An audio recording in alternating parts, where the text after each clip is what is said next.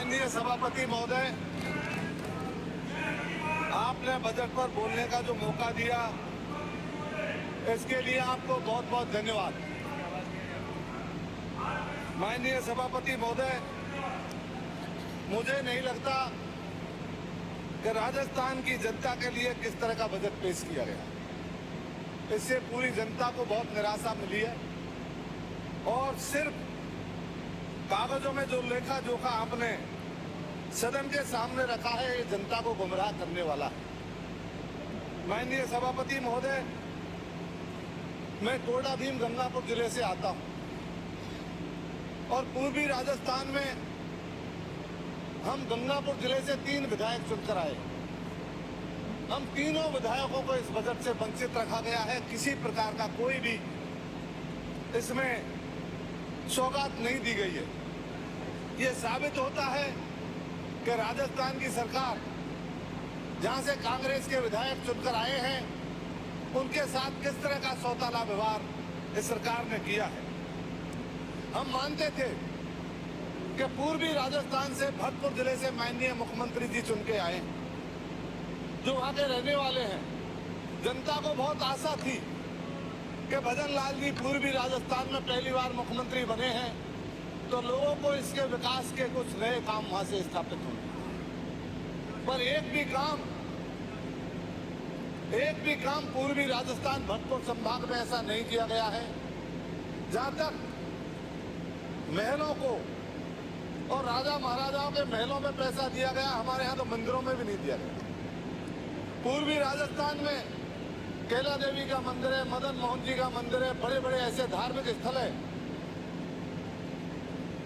पर फिर भी वहां 1 रुपये उन मंदिरों को देने का काम नहीं किया।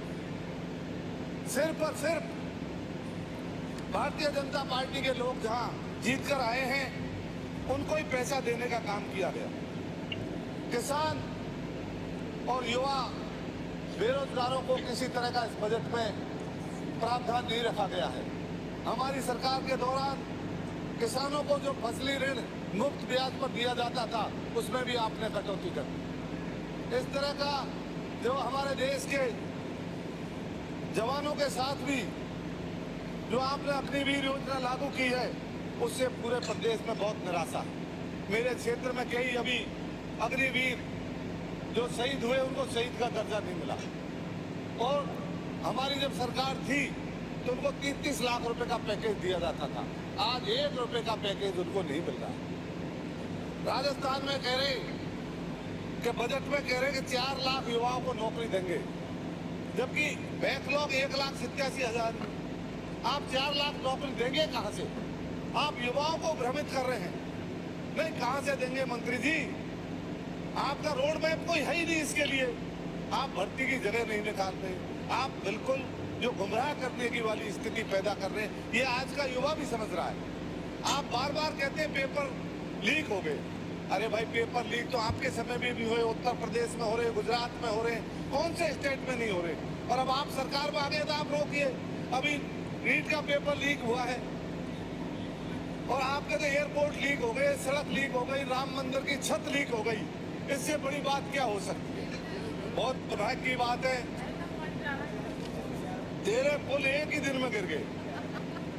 तो आपकी सरकार ही लीक हो रही है, तो इस बात पे भी आपको ध्यान देना पड़ेगा। आज राजस्थान में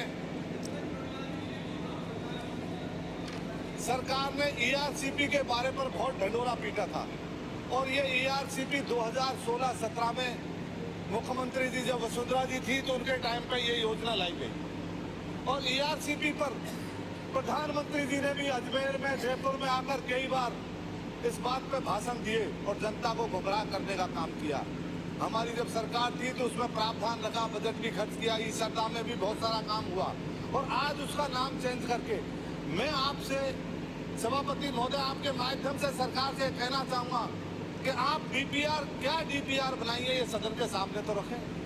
आप फालतू का ढिढोराबाजी कर रहे और लोगों को गुमराह कर रहे हैं। ईआरसीपी के नाम पे लोगों को यही पता नहीं कौन सा एरिया इसमें जोड़ा है, कौन से तालाब जोड़े हैं। तो इसकी डीपीआर को एक बार सदन के सामने रखें और हमको भी बताया जाए, सभी विपक्षी विधायकों को बताया जाए कि डीपीआर में हमने ये नया तैयार किया। साथ मैं आपके माध्यम से बिजली, हाँ, मंत्री जी की बात कर रहे हैं कि भाई आदिवासियों के साथ बहुत भेदभाव हो रहा है। अरे आदिवासियों के साथ तो करोगे ही। हमारे आदिवासी मंत्री सम्माननीय किरोड़ी लाल जी को नहीं बख्शा, आप और आदिवासियों को क्या बख्शा। किरोड़ी लाल जी की वजह से ये सरकार आप सत्ता में आई, आप लोग सत्ता में किरोड़ी लाल जी की वजह से आए। आज उनकी क्या हालत आपने कर, उनके काम नहीं हो रहे, उनकी मुख्यमंत्री नहीं सुनता, मंत्री नहीं सुनता, चीफ सेक्रेटरी से उनको काम कराने के लिए जाना पड़ता। चीफ सेक्रेटरी से कई बार हमने बात की। तो जिस तरह के हालात आपने प्रदेश में पैदा किए हैं, आदिवासियों की बात तो बहुत है। इस देश के मूल निवासी लोग आदिवासी अपनी बात समाप्त करें। अनादिकाल से रहने वाले लोगों से आप बात करते हैं कि आपका डीएनए की जांच कराएंगे। क्या दुर्भाग्य की बात है। हमारे आदिवासी मंत्री भी यहाँ बैठे हैं, कभी इनने एक शब्द इसके लिए नहीं कहा। ये बहुत दुर्भाग्य की बात है। सब राजस्थान की जनता जानती है कि आप लोग किस तरह का व्यवहार इस प्रदेश में लोगों से कर रहे हैं। मंत्री जी कुछ कहना चाह रहे हैं, हाँ दीजिए जवाब। कांग्रेस ने कितना किया आदिवासी के लिए वो बता दो, पता लग जाएगा। नहीं, कांग्रेस ने तो जो आदिवासियों के लिए किया है वो इतिहास जानता है और आगे भी कांग्रेस करती रहेगी। पर मंत्री जी, आपका एक शब्द, आप स्विच ऑफ हो गए, आपका एक शब्द मुंह से नहीं निकला। ये बहुत दुर्भाग्य की बात है। और आप एयरप्लेन मोड पर बैठे रहते हैं। आपको आदिवासियों के आपने जन्म लिया है तो आपको भी बोलना चाहिए। और आपके बगल में बैठे